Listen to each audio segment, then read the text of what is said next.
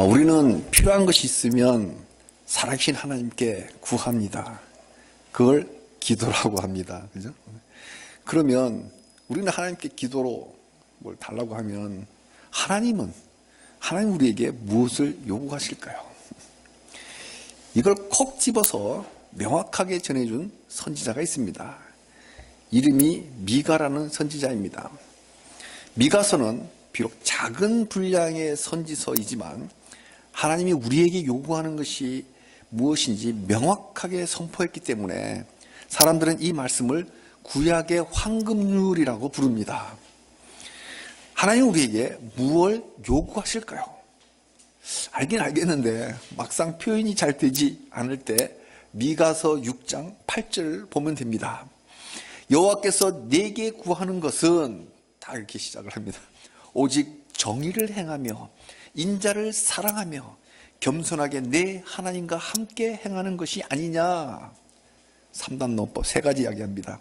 정의를 행하고 인자를 사랑하며 겸손하게 네 하나님 함께 행하라. 네, 그렇습니다. 하나님과 동행하면서 정의와 사랑으로 사는 삶입니다. 은혜와 진리, 하나님 우리가 공의와 사랑의 균형을 잡고 하나님과 동행하며 살기를 원하십니다. 이런 하나님의 마음이 원래 십계명에 담겨 있습니다. 내 하나님을 사랑하고 내 이웃을 사랑하는 삶, 이게 곧 공정한 삶이요 사랑을 아는 삶입니다. 하나님은 지금도 우리가 십계명을 따라 살아가기를 원하십니다. 모세의 유언과도 같은 신명기는 거대한 십계명 해설서입니다. 전반부는 하나님의 사랑은 이러이러하는 거야. 부하든 가난하든 흥하든 망하든 상황이 어떠하든 하나님 잊지 말고 하나님을 의지하는 거, 그게 하나님 사랑하는 거야. 구체적인 케이스를 하나하나 들어가면서 알려주었습니다. 또 신명기 후반부는 이웃사랑이란 이러이렇게 하는 거야. 우리의 삶이 다양한 만큼 수많은 경우들, 케이스들, 이 경우들, 사례들을 들어서 알려줍니다.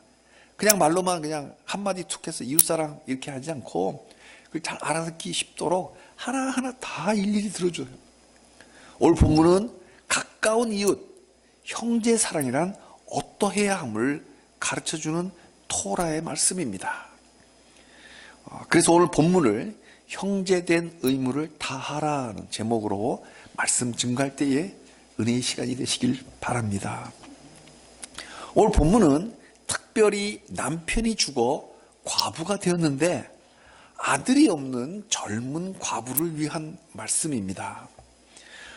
지금 본문은 하나의 케이스를 설정을 합니다. 형제들이 함께 사는데 아마도 형이 먼저 결혼해서, 본문에 형이냐 동생이냐, 동생이 먼저 결혼했단 말은 없지만 보통의 케이스로 봤을 때 형이 먼저 결혼해서 형님과 형수님 그리고 동생이 한 명인지 두 명인지 모르겠지만 동생들이 한 집에 살고 있었습니다. 부모님은 나오지 않으니까 형제들과 그중에 형이 형수와 이렇게 오손도손 알콩달콩 형제들끼리 잘 살고 있었어요. 형제가 연합하여 동감이 어찌 그리 아름다운지요. 근데 아직 형에게 아들이 없었습니다. 그러다 어느 날 갑자기 형이 죽었어요. 갑자기 죽어버렸어요. 이럴 때 아직 젊은 형수는 어떻게 해야 할까요? 가족회의를 열어 선택하기 전에 먼저 하나님께 물어봐야 됩니다. 그런데요, 하나님 먼저 미리 말씀해 주십니다. 5절에 집 밖에 나가서 다른 사람에게 시집가지 말고 집 안에 남편의 동생, 시동생이 형수를 아내로 맞이해서 결혼을 해라.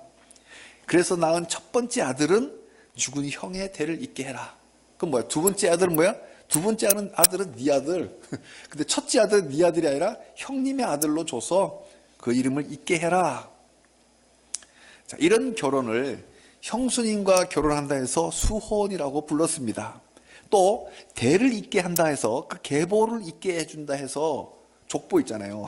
그 계보를 잇게 해준다고 해서 계대 결혼이라고 불렀습니다. 고대에는 남자들이 사냥을 하거나 전쟁을 하다가 일찍 죽는 경우가 많았습니다. 그래서 형이 일찍 죽으면 동생이 형수와 결혼하는 풍습은 이스라엘뿐만 아니라 고대에서는 동서양을 막론하고 널리 행해졌었습니다. 우리나라에도 형사 취수 제도가 있었습니다. 일찍이 고구려 시대 부여 동명성왕이 형수와 결혼했습니다. 왕들의 결혼은 대체로 연애 결혼이 아니에요. 대체로 정략 결혼이 많았습니다. 그래서 어렵게 맺은 그 결혼 동맹을 깨지 않기 위해서라도 형사 취수가 이루어졌던 거죠. 동명성왕 같은 경우에. 부여에서도 그랬고 청나라에서도 이런 풍습이 있었습니다. 재밌는 건요, 영국의 헨리 8세, 불과 500년 전이에요. 헨리 8세의 첫 왕비가 누구냐면 스페인의 공주 캐서린인데, 이 캐서린 실제로 자기 일찍 죽은 헨리 7세 형님 튜더의 아내였어요. 그러니까 형수님이었다고. 그러나 고대 시대하고 500년 전은 다르거든요. 그래서 교황의 승낙을 받아가지고 합법화시켜서 이렇게 했던 케이스가 있었습니다.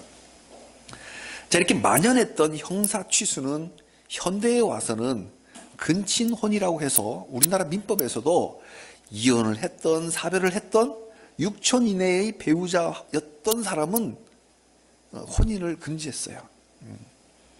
뭐 이혼했어도 6천 이내의 배우자였던 사람하고는 혼인을 금지합니다. 그러나 고대의 사회에서는 사별한 경우에는 근친혼으로 보지 않았습니다.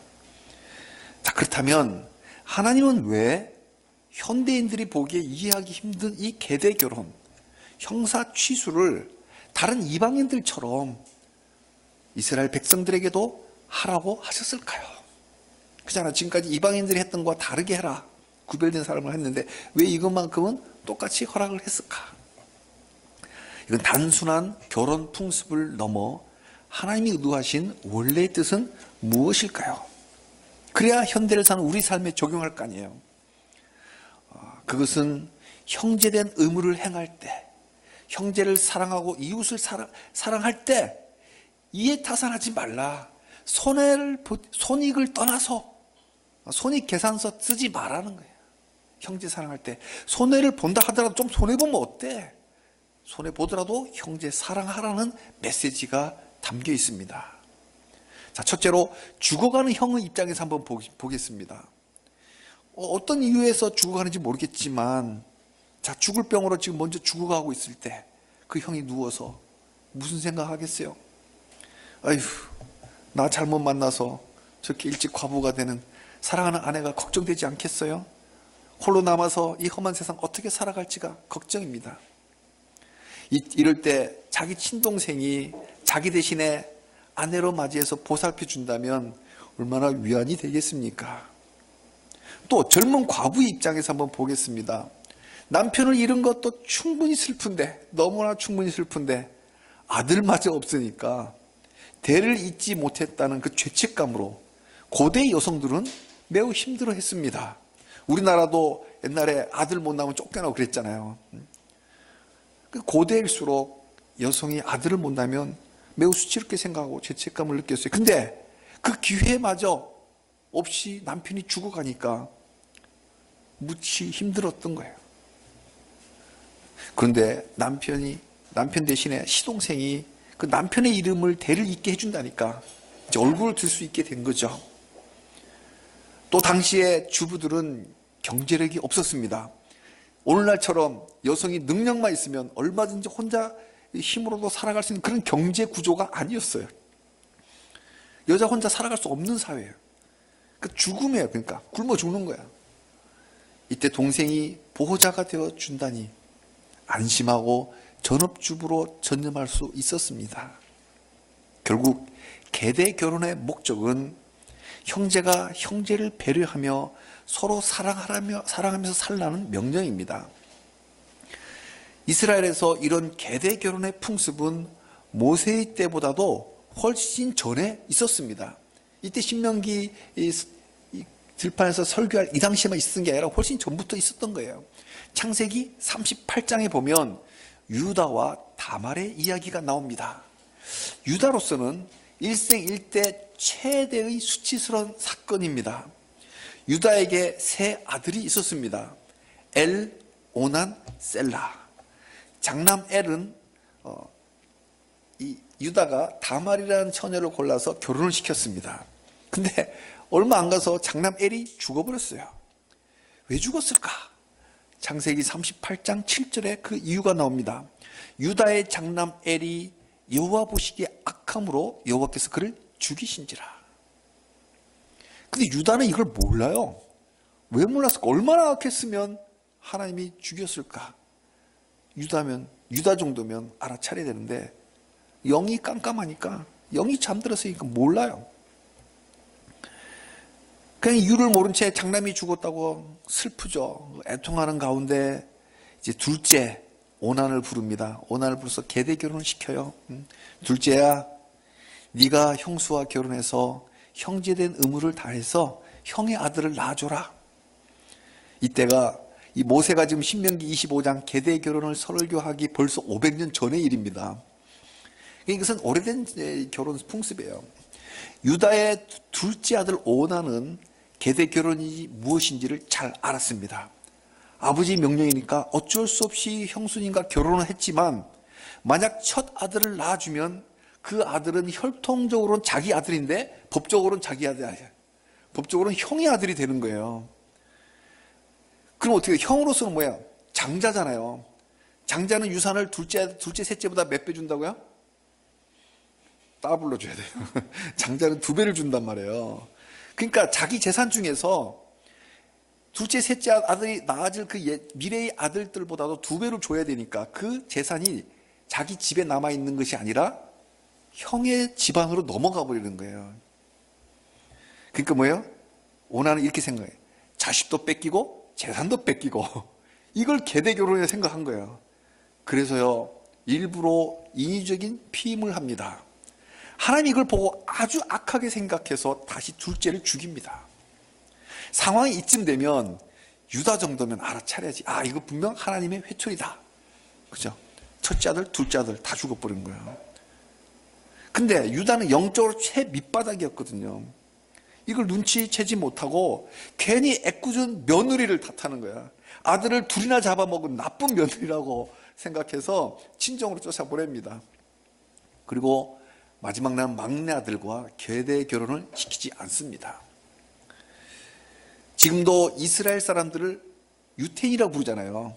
유태인이라고 부르는, 그렇게 유태인이라고 부를 정도로 유대인의 대명사인 그 유다가 영적으로 가장 어두워졌던 시절이기에 유다는 형제된 의무를 다하지 않았어요. 계대교는 형제의 의무란 말이에요. 그걸 막내에게 시키지 않았고, 실제 둘째 아들 오나는 계대 결혼을 외적으로는 했지만 실제적으로는 형제된 의무를 거부한 거예요. 이유는 손해보기 싫어서. 이게 문제예요. 우리의 문제이기도 합니다. 우리는 말로만 형제 사랑한다고 하면서 조금 더 손해보려고 하지 않아요. 아들 뺏기고 재산 뺏기고 손해다. 이 거래는 손해다.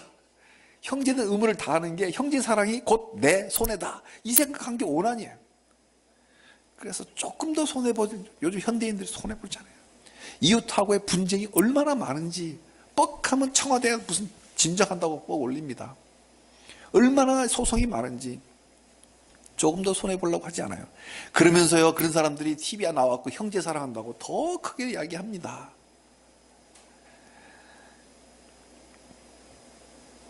이게 오늘 본문의 말씀 거울에 비춰진 우리의 허물입니다.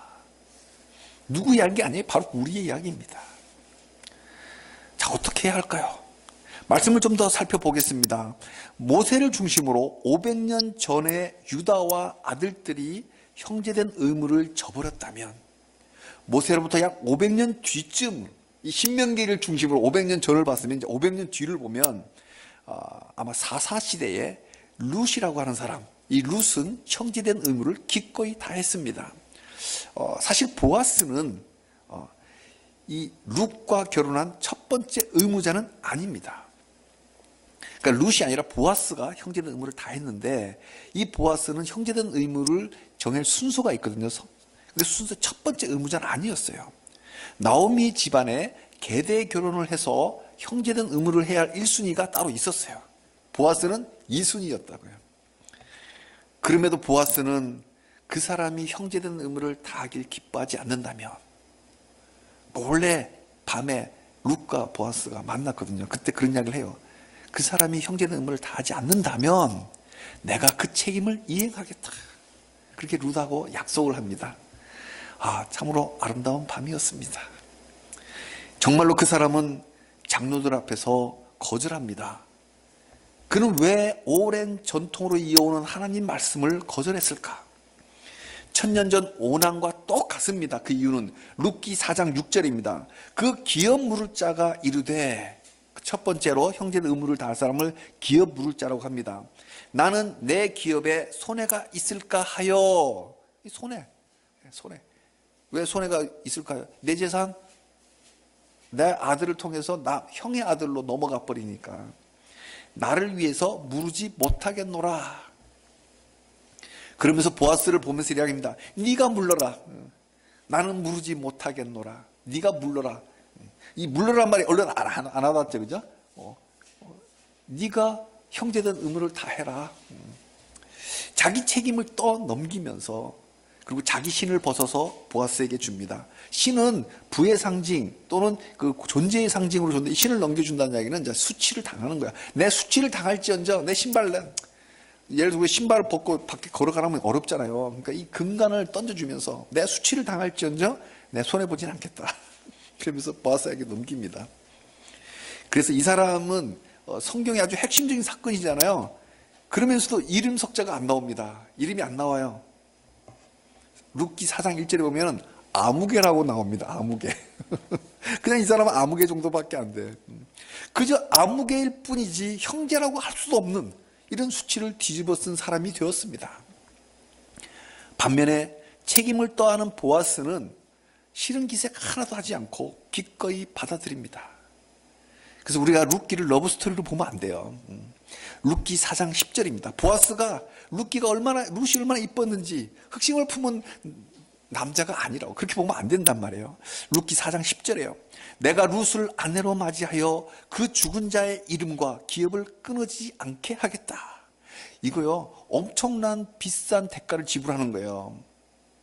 대가도 아니죠. 엄청난 희생을 하는 거예요. 이를 본 군중들 그리고 장로들이 이들의 결혼을 축복합니다. 그러면서 한다는 말이 느닷없이 다말 이야기를 합니다. 다말 이야기를. 제가 좀 전에 다말 이야기 했잖아요. 그러니까 보아스 이 시절은 뭐야? 1000년 전 이야기예요. 근데 이 군중들이 1000년 전에 다말 이야기를 해요. 그 당시로부터 이 1000년 전에 계대의 결혼을 거부당했던 다말이 거부당했잖아요. 근데 여호와께서 이 젊은 여자로, 여기 룻을 말합니다. 이제 보아스가 이제 룻과 결혼하니까 이 젊은 여자로 말미암아 네게 상속자를 주사 네 집이 다말이 유다에게 낳아준 베레스 집과 같게 하시길 원하노라. 1000년 전에 다말이 유다를 통해서 베레스를 낳아줬잖아요. 그렇게 아들 낳아서 잘 복받길 원한다. 이때 사람들은 그 정도만 알고 있어요. 이 축복이 뭔 말인지 알지도 모르고 축복한 거예요. 왜냐면요, 그냥 베레스, 그냥 아들이 아니에요. 마태복음 1장에 예수님의 계보가 나옵니다. 족보가 쭉 나오는데 다말이 낳은 아들 베레스는요, 지금 이 보아스의 6대 할아버지예요. 이 보아스가 이 형제된 의무를 다해서 룻을 통해서 아들을 낳았잖아요. 그리고 태어난 증손자가 저 유명한 다윗왕입니다. 그 다윗왕 안에서 누가 나와요? 예수 그리스도가 나오거든요. 그러니까 이 보아스가 책임을 다할 때 이 백성들이, 이 군중들이 축복할 때, 야, 다말이 낳아준 베레스 집과 같이 되라. 이건 뭐예요? 네 집에서 예수님이 나오는 복을 받아라, 이 말이거든요. 근데 이 군중들은 그 뜻도 모르고 그냥 한 거예요. 그렇지만 그 축복 속에 예수님이 나오는. 근데 여기 중요한 메시지가 있습니다. 이스라엘에게는 그 형제의 빚을 대신 갚고 저당 잡힌 땅을 되찾아 주는 것을 가알이라고 합니다. 가알. 이 가알, 이제 화면에 써놨는데, 이 가알을 행하는 사람을 고엘이라고 합니다. 그러니까 모음을 조금 바꾸면 고엘이 돼요. 가알은 뭐냐? 되사다, 속량하다, 구속하다. 그 속량이 뭐야? 그냥 돈 주고 다시 사오는 거예요. 우리 영화 같은 데 보면 노예시장 있잖아요. 노예시장 보면은 노예를 돈 주고 사고 팝니다. 근데 이 가을은 어떤 사람이 돈을 주고 노예를 사와요. 그리고 그 노예를 풀어줍니다. 자유롭게. 이걸 속량하다라고 하는 거예요. 값을 주고 다시 사오는 거. 그래서 그 사람 뭐야? 자유를 받은가? 그래서 구원받은 거예요. 구속하다는 말이 그 말이에요. 우리 주님이 우리를 구속했다고 했을 때는 우리의 죄값을 주님이 치르시고 우리를 자유롭게 풀어주신 거예요. 이게 구속하다는 거예요. 법정 구속 잡혀가는 거 말고 이걸 속량하는 사람을 가알이라고 하고 그 가알하는 사람을 고엘이라고 합니다. 자기 친족이 가난해서 땅을 팔 수밖에 없었을 때 그 땅을 친족 대신에 자기 돈으로 주고 그 땅을 다시 찾아와서 친족이 돌려주는 거예요. 형제된 자는 다른 형제가 어려울 때 이 속량의 책임을 해야 했습니다. 이걸 룻기에서는 기업을 무른다고 표현한 거예요. 기업 무른다. 저도 여러 번 읽어도 잘 못 알아듣겠더라고요. 기업 무르는 게 뭐냐? 이게 가을이에요. 그러니까 나오미가 가난해서 자기 밭을 팔 수밖에 없었단 말이에요. 근데 그 땅을 다시 돌려받기 위해서 보아스가 대신 땅값을 치러서 그 땅을 사서 다시 나오미에게 돌려주는 거. 이게 바로 기업 무르는 거예요. 이 고엘의 책임을 다하는 극치가 이 가을 고엘의 책임을 다하는 클라이막스가 바로 계대 결혼입니다. 밭이야 사줄 수 있겠죠. 아까 그 아무개도 밭이야 사줄 수 있는데 내가 결혼은 나가 싫다. 내 아들 뺏기고 내 재산 다 뺏기고 싶지 않다. 이거예요. 그래서 클라이막스가 계대 결혼입니다. 왜? 밭을 사오는 것보다 훨씬 더 큰 돈을 지불해야 되거든요. 그럼에도 보아스는 계대 결혼까지 흔쾌히 수락했습니다. 손해보는 줄 뻔히 알면서 형제된 의무를 기쁘게 감당했습니다. 뭐가 손해일까요? 룻과 결혼하여 아들을 낳으면 뻔히 자기 아들인데도 형제의 아들의 호적을 넘겨야 되는 거예요. 또 죽은 형제에게는 장남이니까 자기 호적의 아들들보다도 유산도 2배나 더 줘야 됩니다. 그 유산은 형제의 재산에 속하고 자기 가문에 남아있지 않는 거예요. 그러니까 자기 가문에겐 손해죠. 자, 경제적 타당성을 분석해 본다면 이건 절대 타당한 결정이 아니죠. 손해입니다. 그러나 우리가 의사결정할 때 어떻게 경제적 타당성만 검토합니까? 법적 타당성, 기술적 타당성 뿐만 아니라 사랑적 타당성도 검토해 봐야 되는 거예요. 자, 아무리 손해라 해도 대가 끊긴 형제의 가문을 이어간다면 이보다 더 큰 사랑이 어디 있을까요? 이 큰 사랑의 틀에서 본다면 분명 형제된 자로서 매우 타당한 결정, 매우 합당한 행동입니다. 우리 주님이 우리의 고엘이 되었어요. 죄로 죽어야만 하는 우리를 구원하기 위해서, 구속하기 위해서 그 값을 치르기 위해서 십자가에 피를 흘렸었던 거예요. 죄 없으신 성자 하나님이 죄값을 십자가에서 기꺼이 치르신 거예요. 십자가는 아무나 질 수 있는 류가 아닙니다. 정신적으로는요, 짐승 취급받는 수치를 받아야만 합니다. 육체적으로는 감당할 수 없는 극형에 해당되는 그 사형의 고통을 받아내야만 합니다. 또 영적으로도요, 하늘 아버지부터 외면받는 영적 외로움을 받아내야만 하는 형벌입니다. 우리 예수님이 이 땅에 온 뒤로 하나님과 교제가 끊긴 적이 단 한 번도 없었어요. 늘 하나님과 교제하며 하나님과 동행했습니다. 근데 이 십자가 순간만큼은 하나님이 외면하십니다. 하나님과 영적으로 교제가 끊겨버리는 저주 가운데 들어가는 거예요. 이보다 더 큰 고통이 어디 있을까요? 그러나 나 같은 죄인 살리려고 그 모진 십자가를 다 감당하시고 아버지 하나님과 끊기는 저주마저도 감당하시면서 물과 피를 다 주셨어요. 우리 주 예수님이 이 고엘이라고 하는 이 사랑으로 우리에게 다 주셨어요. 그러니 우리 예수의 사람들도 형제된 의무를 다 합시다. 비록 손해보더라도 이게 키입니다. 이 말씀의 키. 근데 우리가 이제 이 성경만 한글만 읽으면 이런 배경을 모르면 깊이가 잘 오지 않잖아요. 그죠? 그래서 지금 설명을 해드리는 거야. 이게 바로 설교입니다. 좀 더 깊이 이해하고 은혜 가운데 들어가기 위해서 안내해 주는 게 설교예요. 우리 예수의 사람들 형제 의무를 다 해야 돼요. 왜? 손해보더라도 이게 키야. 손해보더라도. 유다의 둘째 아들 오난처럼 형에게 아들 줄 것을 손해라고 욕심 부리지 맙시다. 나오미의 이름 없는 고엘 아무개처럼 그죠? 나오미의 첫 번째 고엘이었던 그 아무개처럼 재산 손해난다고 따지지 말고 좀 손해보더라도 형제가 대를 이어가게 해주는 우리들이 됩시다. 사랑은 받는 것이 아니라 사랑은 주는 것입니다. 오늘 본문은 현대를 사는 우리에게는 약간 낯설은 계대 결혼의 풍습입니다. 그러나 이 속에 담겨있는 하나님의 메시지는 너희는 형제에게 주는 사랑을 해라. 주는 사랑을 해라. 이 메시지를 따라서 이 한 주간도 형제에게 주는 사랑으로 하나님을 경험하시기를 주님의 이름으로 축복합니다.